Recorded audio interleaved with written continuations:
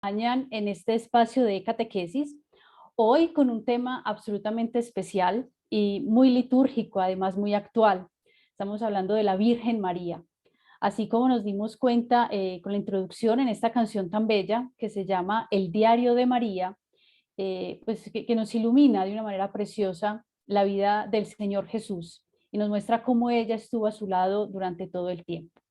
Le damos la bienvenida a Rina, al padre Jaime, a Neidi, a Maribel, a Catalina y por supuesto a nuestro catequista de la noche de hoy, al señor Camilo Andrés Galvez. Camilo, muy buenas noches, ¿cómo estás? Muy buenas noches, Paula. Buenas noches para todos los que están aquí presentes y los que van a ver el video en algún momento. Gracias por la invitación. Gracias a ti por acompañarnos. Bueno, les cuento que Camilo es un amigo teólogo, es filósofo y es mariano en potencia, ¿cierto? De corazón mariano. Entonces pienso que no hay mejor persona que nos pueda acompañar en este espacio, en esta media horita, donde hablaremos sobre Nuestra Señora, sobre la Virgen María. Entonces, Camilo, te damos la bienvenida. Ya es segunda vez que nos acompaña, ¿cierto que sí? Sí, sí, claro, segunda vez. Y Esta muchas es tu gracias de casa. nuevo. Esta es tu casa. Bienvenidos. Bienvenidos todos. Adelante. Listo, bueno, perfecto. Muchas gracias y yo creo que lo que debemos de hacer de antemano es encomendarnos a la Santísima Virgen para que ella nos permita aprovechar al máximo un encuentro como este, porque cuando hablamos de Jesús, cuando hablamos de María, cuando contemplamos la iglesia, inclusive cuando nos sumergimos profundamente en la doctrina, nada más importante que preparar el corazón con la gracia de Dios para que eso tenga efectos, esa contemplación. Y lo que vamos a hacer aquí es una contemplación de María. Entonces pidámosle a ella que nos ilumine y que nos haga acercarnos cada vez más al Padre y a su divino Hijo. Dios te salve María, llena eres de gracia, el Señor es contigo, bendita tú eres entre todas las mujeres y bendito es el fruto de tu vientre Jesús. Santa Santa María, María, Madre de Madre de Dios, Dios, ruega por ruega por nosotros los nosotros pecadores, pecadores, ahora y en la ahora y en hora la de hora de nuestra nuestra muerte. muerte. Amén. Amén. En nombre del Padre, del Hijo, del Espíritu Santo. Amén. Bueno, ¿por qué el título que sugerí para la charla? Y quiero comenzar por eso. Estoy terminando un primer tomo, la revisión de un primer tomo de un estudio de Mariología para el pueblo de Dios, y el título de la colección se llama así: María, el sueño de Dios. Y me parece que dentro de ese título caben pues sin número de encuentros al respecto de la Santísima Virgen, de la contemplación de las virtudes de la Santísima Virgen, de la contemplación de su papel en el plan de salvación, eh, porque María se convierte de hecho en un sueño hecho realidad de Dios. Y eso tiene un fundamento teológico, no es simplemente retórica o literatura ornamental, va mucho más allá. Y la profundidad teológica en la cual se fundamenta todo lo que tiene que ver con la Santísima Virgen está en uno de los dogmas por excelencia y por antonomasia, que es el dogma de la maternidad divina. Cuando nosotros hablamos de que María es Madre de Dios, y aquí estamos hablando de María, Madre de Dios, o sea, la naturaleza humana con la naturaleza divina en la persona divina, la segunda persona de la Santísima Trinidad, se hace una evidencia delante de la humanidad en nuestro Señor Jesucristo. Y nuestro Señor Jesucristo se concibe en el seno purísimo de María Santísima. Entonces, por el hecho ya primordial y como decía, por antonomasia, de ser María escogida desde toda la eternidad por Dios para ser su madre, esto se convierte ya en el sueño de cualquier criatura. Relativamente hablando, nosotros somos en potencia un sueño de Dios también, pero ese sueño de Dios se hace realidad en nosotros cuando nosotros le damos el sí a la santidad, el sí a la práctica de la virtud y a la conversión. Porque la idea, podemos pensar en la idea que Dios se hace de cada uno de nosotros cuando llega el momento de la concepción, es infundida el alma en ese ser que está en el vientre de la madre. Y en ese momento Dios tiene un sueño con cada uno de nosotros. Y el sueño de Dios es el cumplimiento de la vocación. Vocación particular que tenemos cada uno, de acuerdo a una misión específica. Y vocación general que tenemos todos los seres humanos, que es el llamado a la santidad. Y si nosotros le decimos sí a ese llamado de Dios, estamos diciéndole sí al sueño de Dios. O sea, de alguna manera todos somos un sueño de Dios. Pero un sueño de Dios que se hizo realidad es María. Porque desde toda la eternidad, abro comillas, la Santísima Trinidad pensando en la encarnación, ese momento de la encarnación está siempre unido a la maternidad divina. O sea, nos enseña la doctrina de la Iglesia, María estuvo siempre en el pensamiento de Dios, desde que estaba presente el pensamiento de la encarnación, o sea, desde toda la eternidad, ab eternum. Ese es en el pensamiento de Dios cómo se ubica María. Entonces María es un sueño de Dios desde toda la eternidad, y ese sueño de Dios se hace realidad en el momento del nacimiento de la Santísima Virgen. Pero la Santísima Virgen no es simplemente un artículo decorativo en medio de la creación. No tiene un papel y es un piñón, es un organismo fundamental en todo ese plan de salvación. Y eso está en función de la salvación nuestra también, no solo de ella como criatura excelente, sino de cada uno de nosotros. Porque María, siendo ese sueño de Dios hecho realidad, está ahí al lado de nosotros para atender cada una de nuestras necesidades. Y María como sueño de Dios, esto también es muy importante tenerlo en cuenta, no es una criatura inalcanzable. Antes, por el contrario, entre más cada uno de nosotros le decimos sí al Señor, con ese deseo de convertirnos objetivamente en el sueño de Dios hecho realidad, nos estamos acercando más al Señor y estamos más cerca del prójimo. Entonces María, al hacer realidad ese sueño de Dios, es la criatura que más cerca está de Dios, porque la mayor cercanía y la mayor intimidad de una criatura mera, de una criatura, cuando hablo de criatura, estamos hablando de una naturaleza en su totalidad, naturaleza humana en su totalidad. Nuestro Señor Jesucristo sale de comparación porque hay naturaleza humana y naturaleza divina. Entonces Nuestra Señora en la naturaleza humana es la criatura que más puede acercarse y más puede tener una relación íntima y profunda con Dios nuestro Señor. Entonces, a medida que ella le dijo sí al Señor, ese cumplimiento del sueño de Dios en la vida de María, ella se acercó al Señor lo máximo que puede, la naturaleza humana lo permite. Y de la misma manera es lo más cercana y lo más comprensiva con el prójimo. Y eso es bueno tenerlo en cuenta, porque a veces nosotros, yo tengo aquí atrás unos cuadros muy lindos, aquí estoy en la parroquia La Consolata, hay unos cuadros muy lindos de los evangelistas, y exactamente aquí, ahí pueden ver, están los 4 evangelistas, y está nuestro Señor, el buen pastor. Pero nosotros, la idea que tenemos a veces de los santos es una idea un poco, puede ser arquetípica, sí, como prototipos, como modelos, pero los vemos como muy lejos. Y eso es una visión errada o desviada de lo que debería de ser nuestra comprensión de aquellos que ya están canonizados, que la Iglesia nos recomienda tenerles una devoción especial, pedirles a ellos su intercesión y que están ahí al lado de Dios.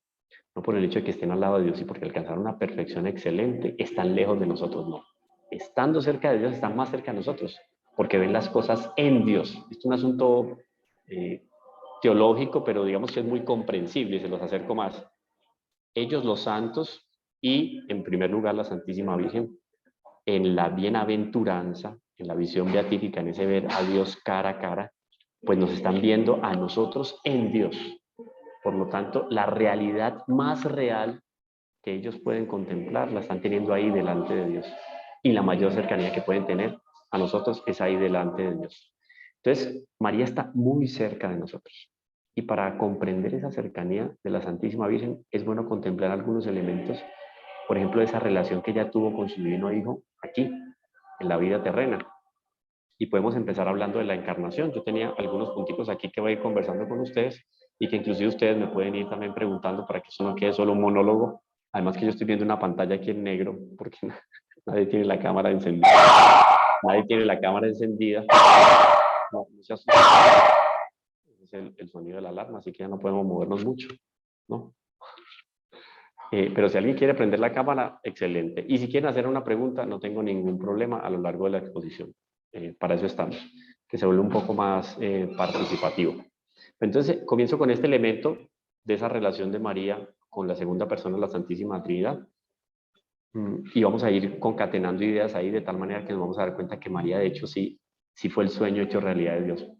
Porque nuestros primeros padres pecan y resulta un problema gravísimo para la humanidad. Nosotros quedamos en un problema gravísimo. Ahora, ¿cómo reparar esa unión, esa cercanía que teníamos con Dios a partir del pecado original. ¿Cómo reparar ese pecado original? Pues la solución es la encarnación. Y María, en ese sueño hecho realidad de la encarnación, hace parte con un papel protagónico. Entonces, Dios Padre le entrega a Nuestra Señora su unigénito y lo entrega a Nuestra Señora, se lo entrega al mundo por medio de Nuestra Señora.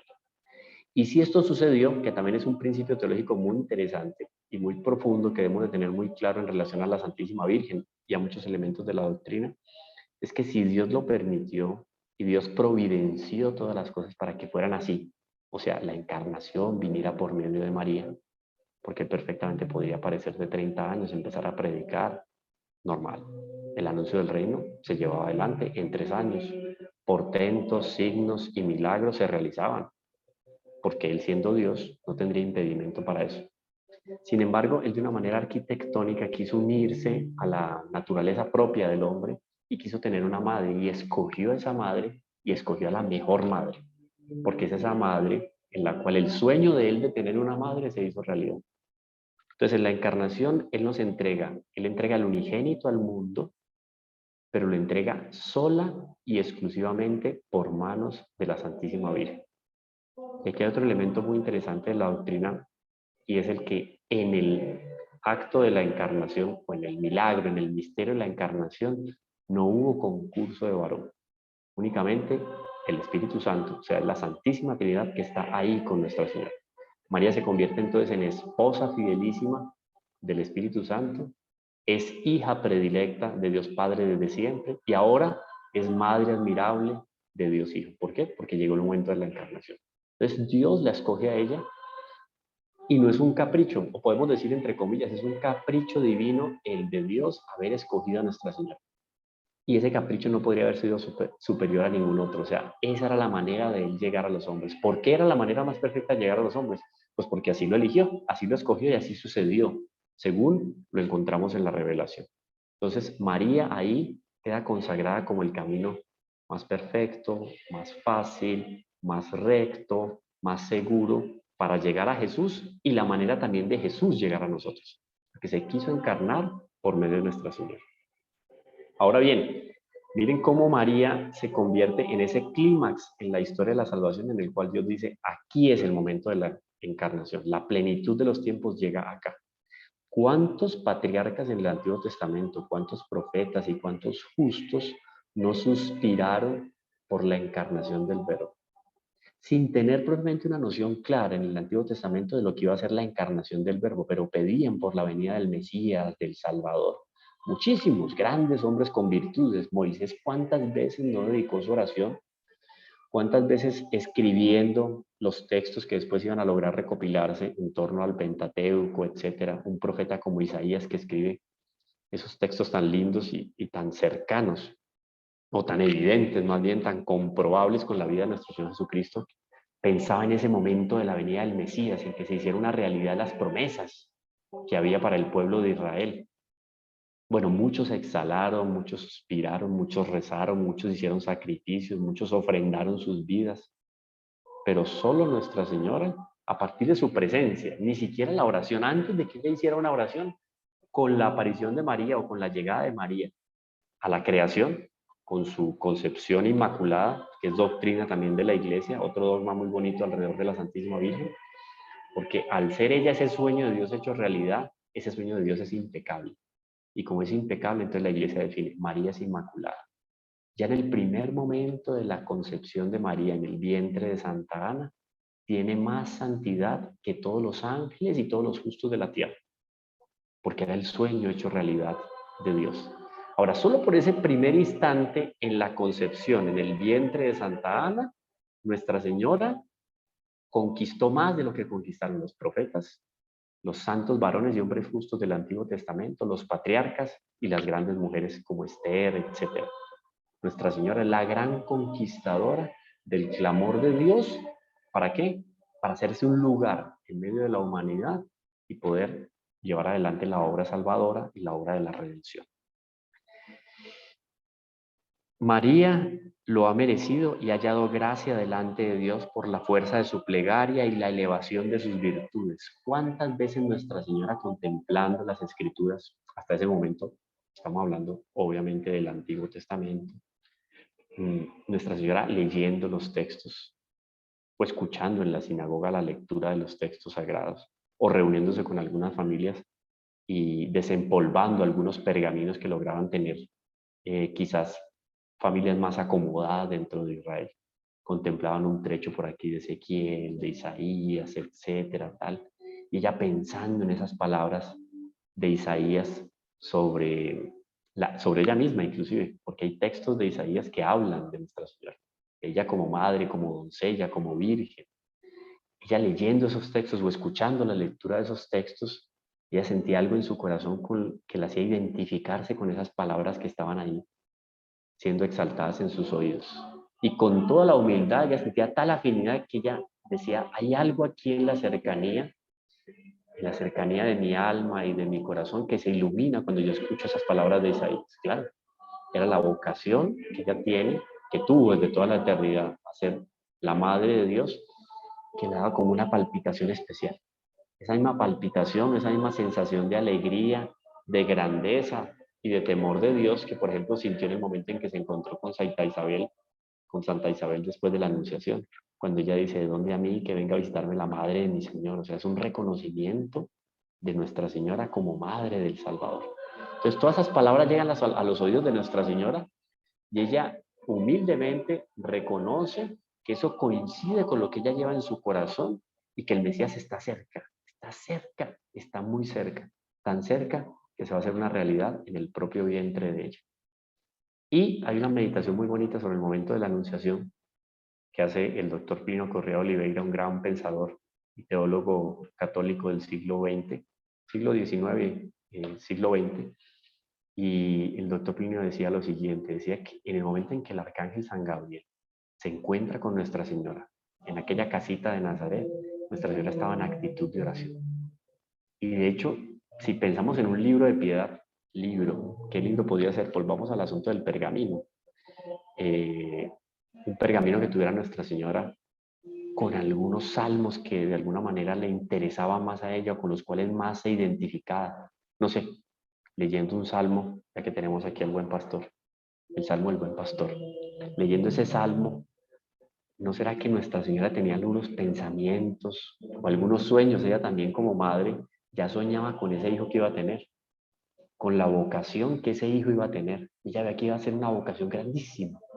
Claro, era la vocación del mismo Salvador, que se iba a hacer una realidad en su vientre. Entonces Nuestra Señora estaba meditando en esos textos, salmos, en esos textos proféticos, y en un momento determinado se ilumina toda la sala en la cual estaba Nuestra Señora. Se ilumina de una presencia divina. Esa presencia divina nosotros la recibimos a través de la iconografía de la iglesia, de los cuadros, de la fotografía, de los vitrales, como un ángel que se presenta, con ropas seguramente muy bellas, por lo menos limpias y luminosas, y con una voz que seguramente asumió el ángel para poder hablar con Nuestra Señora, ya que los ángeles se comunican por iluminaciones. En ese momento una voz toma, o ese espíritu, que es un espíritu sobrenatural privilegiado, es un arcángel, el arcángel San Gabriel, asume esa voz y se empieza a comunicar con Nuestra Señora. Y ella empieza a conectar todas aquellas meditaciones y aquellas contemplaciones que hizo durante la vida, desde el primer momento de uso de razón. La Santísima Virgen tenía ya contemplaciones y sueños con respecto al Salvador y al Mesías. Y escuchaba algo en la sinagoga y se iluminaba su corazón, porque María escuchaba y guardaba en el corazón. Eso que nuestro Señor le dice en algunos momentos que queda, digamos, evidente en el Nuevo Testamento, que los evangelistas resaltan sobre la Santísima Virgen, que ella escuchaba todas esas cosas y las guardaba en su corazón. Eso no fue solamente durante la vida pública de nuestro Señor, eso fue también durante toda la vida de Nuestra Señora. Ella escuchaba la palabra de Dios y la guardaba en su corazón. Entonces llega el ángel con unas palabras lindísimas, Ave María, gracia plena, Dios te salve María, llena eres de gracia, plena eres de gracia. Y llena de gracia ya desde el primer momento de la concepción, porque Dios la estaba preparando. Dios quiso que ese sueño de él fuera el mejor sueño de la historia, el mejor sueño de la eternidad también. Entonces Nuestra Señora, todas esas meditaciones las empezaba a conectar con las palabras del ángel y veía cómo todo lo que ella tenía en su corazón y que iba conformando poco a poco lo que era esa figura, ese perfil del Salvador y del Mesías, estaba haciendo ahí una realidad. Cuando llega el momento de la encarnación, que coincide con las palabras del ángel, Nuestra Señora muy seguramente empieza a sentir, inclusive físicamente, unas transformaciones impresionantes en ella. ¿Transformaciones en función de qué? De la belleza. Y la belleza no en el sentido, digamos, peyorativo, diría yo, o deformado que a veces se puede popularizar en nuestros días, que es simplemente digamos, un agrado o un gusto superficial, ¿no? Aquí la belleza de Nuestra Señora, la transformación en una belleza más especial en la Santísima Virgen, es que fruto de la gracia, de esa presencia de Dios en María Santísima, ella se vuelve más luminosa, la sabiduría se empieza a volver más evidente en Nuestra Señora. Ya era maravilloso escuchar a Nuestra Señora a los 10 años, a los 12 años, a los 13 años, pero después de la encarnación, escuchar la voz de Nuestra Señora, de tal manera se, se sublimó la naturaleza de Nuestra Señora con la encarnación, que Santa Isabel, cuando nosotros escuchamos el texto de Lucas sobre la visitación, Santa Isabel cuando escucha la palabra, esa criatura que está en el vientre de Santa Isabel exalta de alegría. ¿Por qué? Porque la palabra de María, la voz de María santifica. Es una enseñanza muy bonita que nos da los principios de la Mariología al respecto de Nuestra Señora. La voz de María santifica. Bueno, eso en un primer punto, la encarnación. Aquí podríamos hablar un poco del misterio de la redención. Por favor, Paula me cuenta cuántos minuticos tengo. ¿Cuántos necesita, Camilo? No, yo los que me den, los que me den yo los acepto. Yo creo que podemos trabajar 10 minuticos más. 10 minuticos más. Bueno, entonces voy a tratar de Gracias. ser muy sintético. Y Vale. yo quiero que me pregunten también, porque es que, no sé, me da la sensación de que estamos más conectados, pero bueno, no importa. Hasta ahí todo ha quedado claro, ¿cierto? Sí, sí, yo pienso, Camilo, que podemos decir a través del chat también pueden escribir. Si de pronto hay algún Ok, comentario, alguna pregunta, yo voy sí, a estar pendiente ahí para revisar. Y si algo, perfecto. confirmo. Listo, listo. Bueno, entonces ya hablamos un poco de la encarnación y de esos, digamos que esos acontecimientos cristológicos que están más cercanos de la encarnación, como son la visitación. No hablamos de la presentación en el templo, pero también es otra confirmación de que María es ese sueño de Dios hecho realidad, porque el mismo profeta Simeón empieza a asociar el sufrimiento a la vida de Nuestra Señora. Y una espada atravesará tu corazón de madre. O sea, el dolor está presente en la vida de Nuestra Señora. Y nosotros, como cristianos, como bautizados, tenemos una visión muchas veces errónea de lo que es la vida del cristiano. Ay, ¿por qué me está pasando esto? O sea, además de lo que pueda caer ahí de orgullo. Pero ¿cómo es que yo puedo sufrir? O sea, ¿cómo? Casi que yo no tendría derecho a sufrir porque pues yo a la Virgen le rezo el rosario, yo voy a la Eucaristía frecuentemente. ¿Cómo así que yo voy a sufrir? O sea, si alguien tenía méritos para evitar el sufrimiento en su vida, era la Santísima Virgen. Y una espada de dolor atravesará tu corazón de madre. Y fue una constante en la vida de Nuestra Señora.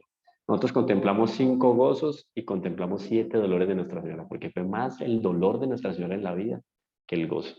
Pero si nosotros pensamos de una manera profana, mundana, materialista, pues la Virgen fue castigada por Dios porque sufrió más de lo que gozó, parecería, según la doctrina y la historia y la tradición. María sufrió más de lo que gozó.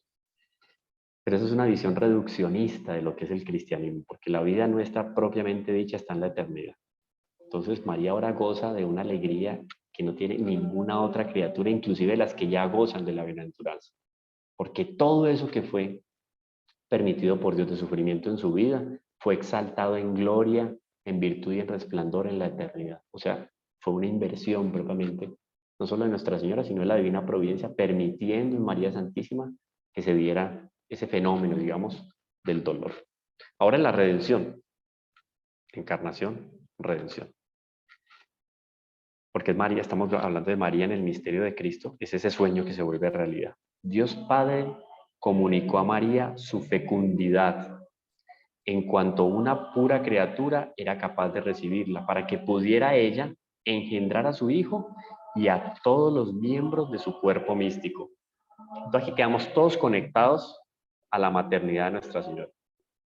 Encarnación va muy de la mano de maternidad. Cuando hablamos de redención, vuelve la iglesia y nos recuerda, porque esto lo podemos encontrar en la Lumen Gentium, en el capítulo 8, a partir del numeral 52, 53. Vemos esto de el misterio de la maternidad de María con el misterio de nuestra filiación divina, cómo nosotros somos engendrados en el Espíritu Santo a partir de esa maternidad de Nuestra Señora. ¿Por qué? Miren el raciocinio tan interesante que hace la iglesia en torno a esta realidad. El cuerpo de Cristo se configura y se concibe en el cuerpo de Nuestra Señora. Ahí se gesta el cuerpo de Jesús. ¿Qué es el cuerpo místico de Cristo? La iglesia. Nosotros hacemos parte del cuerpo místico de Cristo, de la iglesia. Por lo tanto, nosotros somos concebidos, generados y nacemos místicamente de María. O sea, María es nuestra madre, madre y maestra. Y eso es innegable, es doctrina de la iglesia. Pero no es un asunto impuesto por la doctrina de la iglesia, no, tiene el sentido lógico de la generosidad, de la misericordia, de la providencialidad de Dios para con el plan de salvación. Porque una fue la economía de la gracia en el Antiguo Testamento, otra es la economía de la gracia en el Nuevo Testamento. Y en el Nuevo Testamento la economía de la gracia es mucho más amplia, más generosa, ¿debido a qué? A que existe la iglesia, están los sacramentos, está la Santísima Virgen. Entonces repito la idea, en el misterio de la redención, Dios Padre comunicó a María su fecundidad en cuanto una pura criatura es capaz de recibirla, para que pudiera engendrar a su Hijo y a todos los miembros de su cuerpo místico. O sea, somos engendrados en María para ser parte del cuerpo místico de Cristo, que es la iglesia. Dios Hijo descendió al seno virginal de María como un nuevo Adán a su paraíso terrestre para complacerse. O sea, uno pensar en un lugar donde Dios se complace. Pues, o sea, ¿qué podría si Dios se basta a sí mismo, no? Dios es un ser absoluto, no es una criatura, no es contingente como nosotros que necesitamos. Necesitamos comer, ¿cierto? Para mantenernos bien, necesitamos cubrirnos para protegernos del frío, necesitamos descansar para no dejarnos doblegar por el trabajo y las ocupaciones, etcétera. Necesitamos de Dios. Es un ser que no necesita de nada. Sin embargo, Dios se complace con este paraíso que se llama María. Entonces, Dios, para que el hombre se complaciese, le da ¿qué? El paraíso terrestre, el Edén, y para él quiere también un paraíso. Y ese paraíso de Dios es el sueño de él hecho realidad. Imaginemos nosotros a Dios, no sé, hagamos una figura o más o menos una idea de lo que podríamos extraer de la Divina Comedia de Dante al respecto de todo ese caminar que hay hacia la bienaventuranza con Dios. Imaginémonos con pasillos, imaginémonos las moradas de Santa Teresa, cómo serían esas moradas donde vamos habitando y que en el fondo termina siendo el lugar que Dios quiere que cada uno de nosotros habitemos. ¿Cuáles son esas moradas? ¿Cómo están decoradas? ¿Qué música tiene? ¿Qué colores? ¿Qué sensaciones? O sea, para nosotros sería lo más, o es lo más placentero. Ese decirle sí al Señor es lo más placentero, es nuestro paraíso en el fondo. Y al llegar a la eternidad vamos a tener la llegada a ese paraíso que Dios tiene reservado para nosotros por toda la eternidad. Pero eso es para nosotros, que somos limitados, somos seres finitos, contingentes. Ahora, imaginando nosotros un paraíso que Dios logra concebir, estructurar, darle vida, y en el cual Él como Dios va a sentirse complacido. Dios descendió al seno virginal de María. Ese descender de Dios al seno virginal de María es el descender de Dios o el entrar de Dios al paraíso de Él, al paraíso que Él tiene para sí mismo reservado, que es Nuestra Señora. Este Dios hombre, segunda persona de la Santísima Trinidad encarnada, este Dios hombre encontró su libertad en dejarse aprisionar en su seno. Por eso es que nos vamos a encontrar después con muchos santos, padres de la iglesia, doctores de la iglesia y grandes santos como San Luis María Guión de Montfort, San Juan de Ávila, San Juan de la Cruz, el mismo Santo Tomás de Aquino, San Agustín, y muchos santos marianos que dicen que ese llegar de Jesús, llegar la segunda persona de la Santísima Trinidad en la encarnación, es un acto de esclavitud de amor a la Santísima Virgen. Dios queda ahí, en el sagrario. Ese sagrario, ese primer sagrario de la historia de la salvación, es el vientre de Nuestra Señora. Por eso es que este Dios hombre encontró su libertad en dejarse aprisionar en su seno. Claro, porque esas, digamos, 4 paredes de ese sagrario llamado María son el lugar maravilloso del cual dice Jesús: yo de aquí no quiero salir, porque es el lugar donde me complazco. Él se complace en ese paraíso. Y es el lugar también donde nosotros estamos llamados a complacernos, a tener las delicias y las predegustaciones de la eternidad. Porque nosotros no podemos quedar con la idea de la eternidad como la idea de que nos vamos a encontrar con 4 o 5 angelitos de talla pequeña, un poco pasados de kilos y sin ropitas, que van cantando, tocando flautas toda la eternidad. Eso sería más bien aburrido que otra cosa.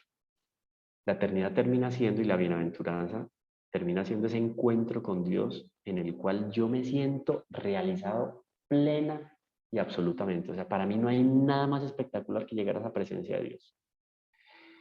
Ahora imaginemos ese lugar maravilloso en el cual Dios dice: yo voy a bajar del cielo y me voy a meter ahí 9 meses. Y ahí estuvo. Estando con Nuestra Señora, él tiene un convivio con su madre como lo tiene una criatura desde el primer momento de la concepción.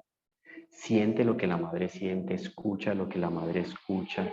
O sea, o se puede perturbar o se puede alegrar a causa de lo que está viviendo esa madre. Y eso vivía Nuestro Señor en el vientre de la Santísima Virgen. Y para él todo era una sinfonía: alegría, placer, gaudio, etcétera. Porque era el lugar que él se soñó desde siempre y donde quería estar. Ahí estuvo 9 meses. Después sale, y como estamos hablando aquí de la redención, esa obra de la redención se consuma obviamente en el misterio de la cruz, la resurrección, pero la redención termina siendo un contexto, por decirlo así, que se vive desde el primer momento de la concepción. En el primer momento de la concepción, en el vientre de María, esa redención ya se está haciendo una realidad en el género humano. ¿Por qué? Porque para que María pudiera ser virgen antes, durante y después del parto, como nos dice uno de los dogmas de la Iglesia al respecto de Nuestra Señora, para que María pudiera ser madre de Dios, esos frutos, ese fruto es gracias a la redención. O sea, ya se está viviendo ahí el fruto de la redención con la Santísima Virgen. Por eso, para mostrarnos su precio y gloria infinita, el Espíritu Santo no pudo pasarla en silencio en el Evangelio, a pesar de habernos ocultado casi todas las cosas admirables que la sabiduría encarnada realizó durante su vida oculta. 30 años de vida oculta, por Dios. Si el Evangelio es riquísimo en materia de contemplaciones, inclusive los mismos Juan, Marcos, Mateo y Lucas, lo que serían esos 30 años de contemplación al lado de la Santísima Virgen, al lado de San José. O sea, Nuestra Señora va conociendo más de la sabiduría eterna y encarnada. Y la sabiduría eterna y encarnada en su naturaleza humana va conociendo cada vez más también de ese sueño hecho realidad, porque Él va conociendo su sueño. Es más o menos como cuando el niño Jesús, ya con una edad más bien niño, adolescente, va al templo y se encuentra con el templo y conoce el templo con los ojos de la naturaleza humana. Su naturaleza humana está conociendo el templo y está conociendo el templo y está encantando con el templo. Porque él, en cuanto Dios fue el que inspiró a los que construyeron el templo, pero en cuanto hombre está conociendo el templo. Entonces, en cuanto hombre también fue conociendo a María. A los 15 años de vivir con Nuestra Señora, a los 20 años, a los 25, cada vez iba contemplando una perspectiva de la Santísima Virgen, una virtud de la Santísima Virgen que quizás no había brillado tanto antes, pero que en este momento por una circunstancia específica brilla. Entonces él va conociendo su sueño hasta que ese sueño podemos decir, se plenifica propiamente en el consumatum est, en lo alto de la cruz. Todo está consumado. Y ahí, como todo está consumado, auge, la plenitud de los tiempos, ahí está consumado también ese sueño de Dios. Porque es ese sueño de Dios que se hace realidad y que ahora, como Él es generoso, Él no se la llevó para el cielo ahí mismo, sino que nos la dejó aquí 30, 40 años. La iglesia está naciente, una iglesia en Génesis. Dios deja a Nuestra Señora para que la iglesia pueda fortalecerse, echar raíces y pueda expandirse por el mundo entero. Entonces, eso es Nuestra Señora. Nuestra Señora es ese sueño de Dios que se hace realidad en la historia del hombre y que está ahí cerca de nosotros para darnos a conocer lo que es Dios, lo que es la providencia de Dios, lo que es la misericordia, hasta dónde llega la capacidad de Dios para colmar de perfección a la naturaleza humana. Y que de alguna manera nosotros también estamos llamados a seguir el camino de María, de fidelidad, de amor, de renuncia, de consagración, de resignación cristiana. Estamos llamados a imitar a María y en convertirnos nosotros en el sueño de Dios, porque Dios tiene un sueño con respecto a cada uno de nosotros. Muchas gracias. Camilo, muchísimas gracias por esta catequesis tan bonita y tan inspiradora. Yo no sé si usted sabe, pero en el Sí. cibercolegio durante este año y el próximo estamos en un ciclo, estamos trabajando con los chicos y con las familias en un ciclo muy interesante que es el ciclo de la trascendencia, donde se nos invita, justamente como dice aquí el fondo que tengo, a alzar el vuelo, a ir más allá, a volar como un águila prácticamente. Y cuando yo le escuchaba a usted hablar estos elementos tan significativos, tan teológicos acerca de la Virgen María, pues pensaba yo que es una mujer de trascendencia, es una mujer que supo ir más allá, ¿cierto? Más allá Claro, de, no solamente de lo humano, sino también como todas esas expectativas que se tenían en la época sobre una mujer, porque sabemos que las condiciones para ella fueron difíciles, ¿cierto? ella Toda esta rompió los parte teológica. paradigmas, rompió los Exactamente. paradigmas Nuestra Señora, Exactamente. definitivamente. Y entonces pienso que nos sienta muy bien esta catequesis porque ella se ha convertido en el modelo de trascendencia cristiana por excelencia. Así Yo es. pienso, sí, ahorita el 24 de mayo nosotros tenemos una actividad muy bonita en el colegio que va a ser en honor a la Virgen. Y es ahí precisamente donde nosotros vamos a resaltar esos valores que hicieron de ella una mujer trascendente. Aquí nos escriben ahí en el chat. Muchas gracias. Muy interesado en profundizar la vida de María como discípula que nos deja el camino de la trascendencia. Así es, Así es, tal mira, cual. y una cosita, Paula, antes de despedirnos, que me parece muy interesante para pensar en función de la Virgen, cuando hablamos de las bodas de Caná, que es ese evangelio, pues digamos, paradigmático, ¿cierto? Al respecto de la intercesión de la Santísima Virgen. María era una soñadora, o sea, alas de águila, pero pies de elefante, o sea, muy puesta en la realidad. Nada de Así es. idealismos así sin sentido, no. Ella cuando le pide a nuestro Señor que transforme el agua en vino en las bodas de Cana, la Virgen está soñando con la Eucaristía. O sea, en el fondo lo que le está diciendo a Jesús es, vea, todo eso que usted nos contó en la intimidad se tiene que hacer realidad hoy. Yo quiero que usted celebre la misa. Entonces nuestro Señor le dice, mujer, no ha llegado mi hora. Y cuando uno lee el texto, uno dice, es que María era tan soñadora que estaba queriendo adelantar el milagro de la Santa Misa. Por ahí va el sueño de María y por ahí va la trascendencia de María en todos los hechos de Jesús. Tan interesante eso. Definitivamente sí es una mujer ejemplo, ¿cierto? La Claro. primera discípula, testigo de la resurrección en este tiempo que estamos en Pascua. Muy interesante. Camilo, gracias por este Bueno, espacio tan mucho gusto. bonito. También. Chicos, en el chat les acabo de poner la asistencia para que por favor la registren y con la ayuda de Dios nos vemos entonces dentro de 15 días. A Camilo entonces le pedimos el favor que antes de que se desconecte nos regale la oración final para ya dar por terminado este espacio, ¿de acuerdo? Perfecto. Bueno, entonces pidámosle a la Santísima Virgen que esto de hecho sea un pretexto, este encuentro del día de hoy, no solo para conocerla más, sino lo que yo decía al inicio con respecto de ella, para guardar en el corazón. Y ese guardar en el corazón significa que nos vamos dejando transformar por ella también, porque muy bien lo dice el Concilio Vaticano II y lo resalta Puebla, María es el tipo de la iglesia, o sea, termina siendo un modelo para nosotros. Entonces, que María nos transforme y nos haga más cristianos, o sea, verdadera y auténticamente cristianos. Dios te salve María, llena eres de gracia, el Señor es contigo, bendita tú eres entre todas las mujeres y bendito es el fruto de tu vientre, Jesús. Santa María, Madre de Dios, ruega por nosotros los pecadores, ahora y en la hora de nuestra muerte. Amén. Sagrado corazón de Jesús, en vos En vos confío. confío. Nuestra Señora de Fátima, ruega por Ruega nosotros. por nosotros. En nombre del Muy Padre, del Hijo y bien. del Espíritu Santo. Amén. Bueno, muchísimas gracias. Un Camilo, feliz gusto. noche. Lo Hasta que nos mismo. volvamos a encontrar. Gracias. Lo mismo, A pues todos Dios les los, bendiga. gracias. A Adiós. todos los que nos acompañaron. Feliz noche y nos vemos en 15 días. Por aquí bienvenidos siempre. Hasta luego.